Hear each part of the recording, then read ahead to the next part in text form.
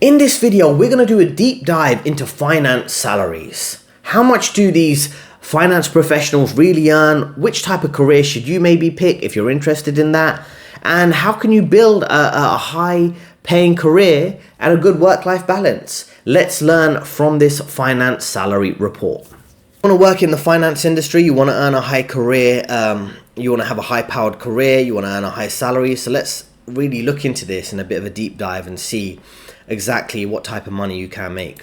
Now, starting off, we see that the sell side and buy side have some salary differences. We're going to look through this in a bit of detail. So sell side is essentially sales and trading, right? Or working for, essentially that's what it is, sales and trading, working for a broker, things like that. If you want to work for TD Waterhouse, Goldman Sachs sales and trading division, that's what that would be. The average salary is 190,000, which is quite high if you think about it compared to most jobs. And if you're looking at the average total compensation, once you include bonuses, which are quite high again, of 127,000, then 127,000, yeah, that would be over 300k salary in total. Then buy side, which is hedge funds, private equity, asset management, things like that, 182,000 base. Once you throw in the 160,000 bonus, 343 in total average compensation. Right now, what does this really give you a guide to? Firstly, if you want to work on the sell side or the buy side, maybe depends on your personality type. There's so many different options there. Some of the sell side roles, working in sales or trading, they could give you a good work-life balance because you're only working during market trading hours. But on the other hand, you might have clients you have to meet outside of work in the evening, so it might make your work hours a bit longer. If you're focused on the buy side, maybe you want to just focus on working a 9-to-5 type of role. That would be asset management, a bit more healthy work-life balance. But other buy side jobs such as private equity and hedge funds can have extremely long work hours. So it does vary. But end of the day, the salary, as you can see, is quite similar. It's all around 190 base salary and 320 to 350 effectively total compensation. So, I mean, that 20 grand isn't a massive difference when you think about it. So when you pick a job, whether it's sell side or buy side, pick it depending on your personality. And myself, as a career coach who's worked at HSBC, Morgan Stanley and Goldman Sachs, I can really help you decide what is the best option for you based on your personality type, and sharing with you some of my experiences working on both sides, which I've done throughout my career. Now let's look through some of the bonus improvements that have been made for various high performing areas, right? And now partly these changes depend on the market. Is there high demand for certain type of trading activity, certain type of finance business activity? In those cases, you'll see an increase in those salaries, right? It's not necessarily dependent on the individual's performance. So some of these things are out of your control, right, in terms of how your bonus is determined. Now, if we go through this list, I've highlighted certain areas, right? If you want to work in DCM, which is debt capital markets, a department within the investment banking division focused on having major clients, you're providing them with debt financing, bond issuance, loaning, and things like that. Any type of credit, type of debt product for major companies, maybe, for example, a professional wrestling company wants to issue corporate bonds to the market and use that as a source of financing. In that case, that particular business area right now is doing quite well because the bonuses are paying 15%, as you can see on your screen right now, right? Now, if you want to work in equity research, which is another area of the major investment banks, they do research in terms of finding out where the new equity investment opportunities are. They would analyze many stocks in lots of details, focus on specific sectors, agricultural equities, these tech stocks, the financial equities, all these type of areas. And they do a lot of detailed research, write detailed reports that sometimes they charge clients for. Some clients they might give to free or have subscription services. And this was actually because of regulation that restricted this particular part of finance. It wasn't doing so well a few years ago, but things rapidly change. As I say, it can be quite unpredictable. Now, all of a sudden, they're going up 20% in terms of their average bonus. So you could be working in one area and a couple of years, it's a bit of a rough period, then all of a sudden, massive jump, and that can happen. Next thing we have here is operations, right? A bonus change of 15%. Now, imagine going up 15% in 1 year, particularly when inflation is high. It's quite a massive jump. Now, operations is not exactly known as the fancy area of finance. It's more of a support role. As you can see, the average salary is 121,000. Not the highest salary in finance by any means, when you can get up to 500k base salary. And it's more of those stable 9 to 5 type of jobs rather than a job with a lot of growth in terms of careers and things. But getting a 15% salary increase is quite decent, as I say, when you do have high inflation. Now, another area I want to focus on is technology, right? You've got 16% increase in bonus for tech. Now, I've worked in finance. When I do look back over the course of my career and as my role as a career coach for others and even thinking of my own career, finance and tech, they're increasingly merging. You have Google thinking about involvement in asset management and finance firms looking at leveraging technology, AI, algorithmic trading, crypto. Both worlds are kind of combining. There's lots of disruption, if you want to call it, tech disruptors. These different type of banks that are just online banking or app banking on your phone. They save money. They don't have lots of overhead. Lots of technology and finance crossover, right? And part of me thinks, maybe if I could go back in time, given my personality type is more focused on analytical skills, maybe I would have done a bit better in the technology department of finance, learning how to code, a skill I've considered myself developing. So it's worthwhile looking into that. If you're working in the tech sector, you're dealing with a tech layoff, maybe look into the finance companies and see if you can join their tech department, because they might be hiring, particularly if the bonuses are going up at 16%. That must mean there's a high demand for them and they want tech employees to really help revolutionize the world of banking. Now, the final thing we have here is asset management, right? Now, asset management, of course, has seen a bonus increase of 27%. Now, that's quite big, right? Now, again, the base salary isn't the highest, still decent overall compared to most jobs. But asset management is a good option if you're interested in trading, but you don't want the long hours and the stress of major financial firms. You might work for the asset management division, which is like a 9 to 5 job, 8 to 6. You're dealing with a little bit of office politics, a little bit of client interaction, a little bit of safe trading, long-term trading, not trading in and out each day, buy, sell. It's less like that. It's more long-term trading, maintaining positions for a few weeks, a few months. Much of a slower paced version of trading, essentially, right? And given the salary's gone up significantly, the bonus has by 30%, 27%. It's quite a decent option for you to consider, and I'd recommend, I've worked in asset management alongside many of these other sales and trading, investment banking areas. It's a good option if you want to earn that kind of high salary and not have the high stress environment. So it's something you should look into. Now, in this table, we can talk about work-life balance. The working hours, and the most standout statistic here is the working hours for compliance, which is the department that supports the business in meeting the financial regulation expectations or the legal expectations of a financial company's ability to, not engage in insider trading, any type of manipulative trading, any type of inappropriate inside trading, any type of inappropriate legal activity in the finance industry. This department is working significantly longer hours. They're working 13% more than they did in previous years. Now, working 13% more than you did in previous years and not getting a significant increase in pay is a bit disheartening. I know people that do work in compliance, and it is quite a stressful job. They are working long hours. They are working similar hours to the business and only getting paid a fraction of what the business is getting paid. They're on those high stressful environments in sales and trading, in the investment banking division, dealing with those high risk scenarios, billion-dollar risks, million-dollar risks. And if they're working a lot more, they're not getting paid a lot. It really does show that there have to be some breaking point there. Eventually they have to get paid more for working more. There has to be some automation, maybe AI helping out there, some offshoring, outsourcing, getting workers in other cheaper locations to help with the work. That's the type of shift and change you'll see. But beyond that, there's no major changes in how many hours people are working. So we can point out there. So if you're working in compliance, thinking about working in compliance, just bear in mind right now, as I say, things can change quite rapidly. It looks like they are working a lot more work hours compared to how much they're getting paid. Now, in this graph, we can see the percentage of people who are satisfied with their pay. Now, as you'd expect, compliance, they're working long hours, not getting paid a lot extra. So, only 12% are happy with their pay.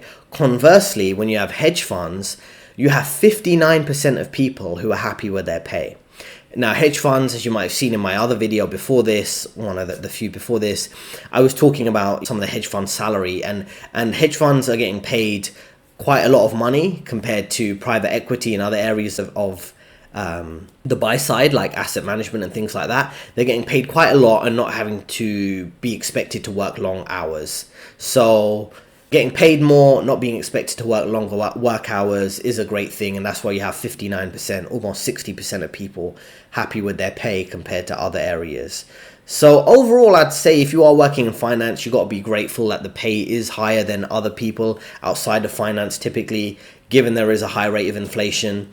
But also consider all your options in terms of saving, investments, side businesses and things like that, because you are dedicating a lot of time, energy and your health, sacrificing a lot of your health to your finance job that might not be the most lucrative and might be stressing you out, impacting your health. So think carefully through what you're dealing with, and if you are looking at pursuing any of these careers, think about what percentage of people are happy with their pay, which means are they happy with working the long hours and dealing with the stress compared to what they're getting paid. And in many cases you don't see yes, right? You don't see a lot of people above 50%. You don't see most of these departments above 50% happy with how much they're getting paid compared to the work they're putting in. So just bear that in mind. I am a career coach helping you to progress in the finance career and specifically in other careers also, but money isn't everything. Lots of people are working and getting those high salaries that you're aiming for, perhaps if you're watching this video, and they're not exactly happy with it. There's a lot of 30%, as you can see. So 70% of people of most of these departments, 70 to 80% of people are not happy with what they're getting paid compared to how much work they're putting in. So just bear that in mind. And if you're at the work environment right now going into it, you're probably going to be dealing with a kind of maybe some passive aggressive people, some grumpy people compared to the rate of inflation. They're not getting paid a lot. They might be unhappy. And you sense that in the work environment. And I have sensed it from other people. A lot of people with families under pressure. Lots of people maybe a bit disheartened around property investments and things like that. They can't do given the high rate of inflation and given that the pay is not really increasing that much. So we have a different set of circumstances here now in terms of banks and which banks are paying well compared to the perception of the people who work there, right? So Santander is a surprising name to see here. They're not really the most well-known bank with the highest profile, but 70% of people are happy with the pay there.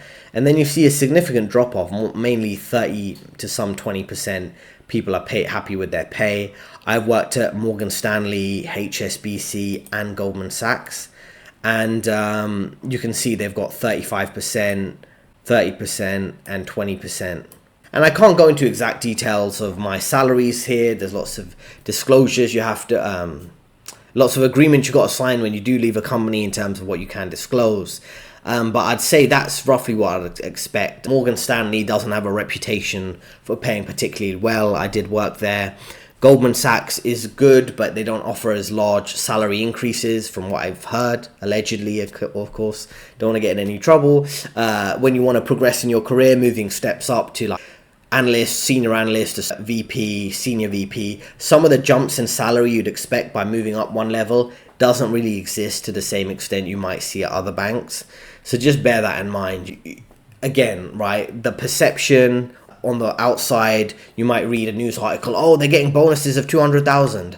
I just saw an article that Citi group employees that had been laid off, 7,000 of them, the average payout for an employee who'd been fired, been given a layoff, was $215,000 US. That's the average, right? And that's not going to be the case for most of them. Most of those people are going to get, depending on their salary, they'll get 3 to 6 months pay when being laid off, right? The reason why the average is high is because you're going to have a couple of senior people who are probably getting fired and getting millions of dollars to leave the company. So just bear in mind when you see some of these statistics about high salaries, what is the reality? How happy are people really? What other issues could be going on there? There's a lot more to the story, and I can help you one-on-one in coaching sessions to kind of think that through and make good decisions for your career. Now let's talk through the banks with the highest work hours, right? Now some of these banks have incredibly high work hours, so really consider it through. And obviously the data in this table, I don't think it's the most accurate based on what I've seen. I think most finance jobs that do pay well, you're going to be working at least 60 hours a week. Typically, you might have some quiet weeks, some busy weeks, but that is really what you'll be working at mostly. If we look at 2023, you can see they all have like say 40 to 50. I don't think this is fully accurate, to be honest. The banks I've seen with higher working hours from my experience would be Goldman Sachs. Morgan Stanley is more work-life balance orientated. Bank of America, allegedly, based on information out there, has long work hours. So does Citigroup. I've heard Citigroup work hours are particularly long based on contacts I have. So yeah, worthwhile considering what role is it, how long is really the work hours. When you're doing job interviews, you can politely ask what is the standard work hours, so you can kind of adjust to what is really going on out there. Now we move on to investment banking division salaries. Everyone wants to work in investment banking allegedly because it pays so well. And as you can see, relatively, if you look at the average total compensation, you've got anything from 180 to 935 total compensations. You could be making 200 to a million, $200,000 to $1 million a year in investment banking. So it does pay well. If you're interested in investment banking careers, again, I've worked in investment banking myself at Goldman Sachs, Morgan Stanley, and HSBC, and something I can help you with your resume, your interview skills, and help you deal with the office politics and progress there. So again, we've got quite high salaries from the analyst, associate, VP, director, and managing director level. I've worked slightly different type of roles, but I have worked at the director level at Morgan Stanley. And yeah, based on what I can see here, these are kind of broadly in line with what you'd expect. So this does look like an accurate table compared to the other graph. The other table we're looking at in terms of working hours, which doesn't seem accurate at all. But yeah, this is what you should expect, really. And when you go into negotiations, you should be aware what is the average, right? So you don't want to be going there and they're lowballing you and they're saying, oh, we want you to join as an analyst and we're going to pay you $70,000. And you might be, so eager for your first major career opportunity. You might, drastically lowball yourself. And then every step of your career, you're getting paid less than other people because you've just accepted a lower salary to negotiate with. So always look to maximize your ability to earn a high salary by being aware of what is the average pay. So you're not drastically underpaid like I've seen for some people who aren't as savvy and aren't as strong in terms of negotiating a good salary. So a lot of people want to work in sales and trading too, right? So what is the overall compensation here? Still quite high, from roughly 200 to a million, roughly, if you want to consider the rough range. Working as analyst, associate, VP, director, and MD. I've worked at director level at Morgan Stanley, analyst and roughly associate level, I guess you could say that, at Goldman Sachs and HSBC. So these are roughly in line and they are accurate from what I've seen. Yeah, definitely. I know some VPs at Goldman Sachs, so allegedly roughly in line with what you'd expect. So yeah, just take that into account. Make sure you're realistic with not only the work hours you will have, which it could be 60 to 8 weeks, and at 60 to 80 hours a week in terms of your work hours for sales and trading roles. And be realistic with the salary you'll get, how much can you save.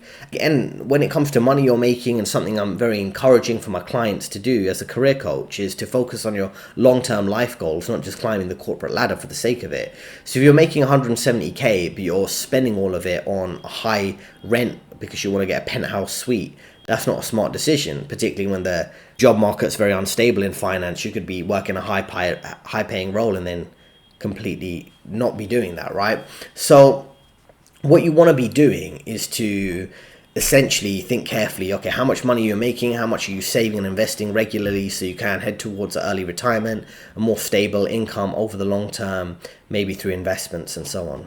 As I mentioned earlier in the video, tech is a growing area of finance. They're experiencing, as you can see here, some significant increases in their bonuses, going up 16%, 5%, 20%, and so on. So if you want to work in finance, this is a great option for you, right?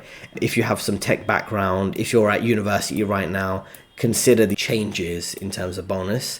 If the bonuses are going up, that means there's a higher demand and you want to effectively focus on those areas. If you have a finance background and you want to learn some coding skills, you want to maybe move into a tech role that is maybe less technical, less coding specific, you might be able to do that. Maybe a more management, project management role, you can do that with some tech knowledge. So that's a worthwhile considering thing. And also then you've got quants who are like working on analyzing the markets and coming up with good trading ideas through using some highly qualified tech analytical skills. So you got these guys here, they're making higher bonuses of roughly 10 to another good salary range for you to earn a lot of money if you are more of a tech analytical guy. So really think about your personality type. If you're more of an introvert, you like to do analytical work and not get caught up in office politics and dealing with clients like a salesperson, then this is probably a better fit for you. Risk and compliance. Not the highest paying area of finance, but maybe if you want a good work-life balance, it's worthwhile considering. Now you can see the average total compensation of 90 to 130, all the way up to 540k. Great option for you to consider. If you, like I say, want a good work-life balance, maybe you have kids, you have a family, you want to be working 40 to 60 hours a week, 40 to 50 hours a week roughly, maybe some days work from home. Risk and compliance, some of these roles can be done from home, so worthwhile considering there if you want that flexibility. Now there's a lot of talk out there, right? Where do you want to work? Which location? Some people want to be in London, in the UK, they want to be in Frankfurt, in Europe, particularly after Brexit. Loads of people move from finance jobs in London to Frankfurt or other regional European offices, in Madrid, in Spain, the Italy office, France, Paris, things like that. So there's all types of different ideas. Some people like Asian culture. They want to work in Hong Kong, where there are high salaries, but also high living costs. They want to work in Singapore, Tokyo, a more civilized environment compared to some of the degeneracy in the West. Or some people actually want to work in the Middle East, Dubai, Qatar, where there's low income tax. Or work in America. They have the dream of the New York lifestyle. So there's many different options there. So let's see what can we find about different salary bands. And again, bear in mind, you might have higher salary in some of these areas like America, but then also that's going to come with higher living costs, right? USA, I'm sure some of these statistics are coming from New York, right? Very high living cost area. UK, right? You've got high salary here, but I know in London, where I'm based, very high salary, very high living costs, particularly due to inflation. So adjust that into your mind when you're thinking about where you want to work, not your personality and lifestyle choice only, but also the high living cost. So let's look at the pay in private equity. Now, private equity is when you're working for small niche finance firms who have major investors who are looking for a private equity firm to invest in certain private companies, analyze those companies, help those companies generate a higher profit, and either massively help them grow and sell them off for a profit or buy a stake in those particular private companies. So there's all types of scenarios there. And as you can see, the pay is actually not going in the right direction. The bonuses are going down by about 20% or more. Right? The MDs are doing well, and this is typically what you see. There's people at senior levels who suck up to the right people and have the right support. They're going to be fine, but everyone else in the middle and the lower levels are not going to be doing fine, right? So just bear that in mind, right? Private equity is not doing well, as you've maybe seen in this video and other videos. Hedge funds doing well, private equity not so well, but things go in cycles. So private equity might be going through a rough spot now. Give it 2 to 3 years, they'll be doing it much better. Now, what do we have here? We have pay in hedge funds, right? And as I say, they're doing a lot better. They're seeing massive growth in their bonuses, at least for analysts, going up 30%. If we look at some of the other areas, they've gone down slightly or they've been relatively stable, right? A vice president's going down significantly by 10% there. Now, what you need to understand, there's all sorts of different factors here, right? Sometimes an area of finance might say, oh, cool, well, what we want to do is save money, so we'll hire people at the less experienced end, the analysts, pay them quite a lot of money, and they'll effectively do the work of the vice president for a lower salary. So they give them a salary boost, but they demand incredible work ethic from them, a lot of high pressure work. but they pay them less compared to a vice president. So you have people at the junior end getting a pay increase, but then people in the middle kind of being removed. So it's kind of a ruthless world. You could be working, imagine you working several years from analyst to associate to vice president, and then you're earning a good salary, then they cut your bonus by 10% and maybe cut your job because they find someone who's more junior, younger, who's going to do more work and put up with it, unlike you, who'd probably demand a higher salary given you've been working in the industry for like 5 to 10 years. So it really is a mixed bag there. So there you go. You can see there's lots of different factors to consider when you're picking a career move, not just the salary. Where's the trajectory heading in terms of career growth? Where's the department heading? Are the jobs being offshored? Maybe some operations jobs are being offshored to other locations that are lower cost. Is it a growing area? Is there a perspective where things could change, where, for example, tech is growing in finance? Do you want to work in tech more? Because of that, do you want to focus on moving from a very intensive, high-paying role to maybe a slightly well-paying role, but not as well-paying role that has better work-life balance, going from sales and trading to operations, things like that. So there's lots to consider here, and we've considered some of the factors that will really help you think through what you're doing.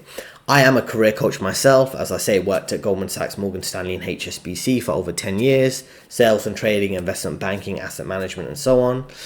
And I'm here to help you. So if this has led to any type of thought process for yourself, what should I go into? Not sure. Can I have someone of experience to guide me through it?